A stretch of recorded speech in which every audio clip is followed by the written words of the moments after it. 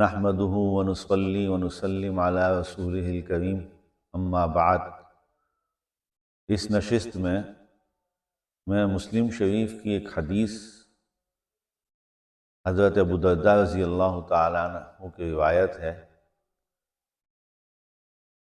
اور جو حالات ہیں اس حالات کے تناظر میں جب میں اس حدیث کو سوچتا ہوں تو خواہش رکھتا ہوں کہ یہ سب تک پہنچ جائے اور لوگ تھوڑی تھوڑی محنت شروع کر دیں اس پر۔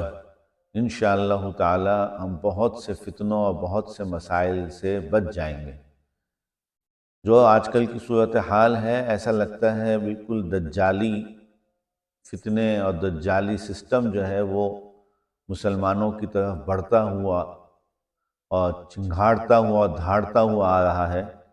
ان حالات میں عرض کر رہا ہوں، حضرت ابو درداء رضی اللہ تعالیٰ عنہ نے فرمایا کہ رسول اللہ صلی اللہ تعالیٰ علیہ وسلم نے فرمایا کہ جو شخص سورہ کہف کی پہلی 10 آیتیں یاد کر لے گا، اللہ اس کو دجال کے شر سے محفوظ فرمائیں گے۔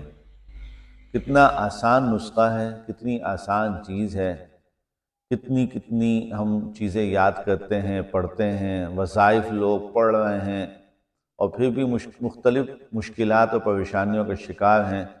کیوں نہیں ہم ان چیزوں کو اپنی زندگی میں شامل کر لیتے جو ہمارے محبوب رہبر رہنما ہمارے سرکار دو عالم صلی اللہ تعالیٰ علیہ وسلم نے ہم کو بتائیں۔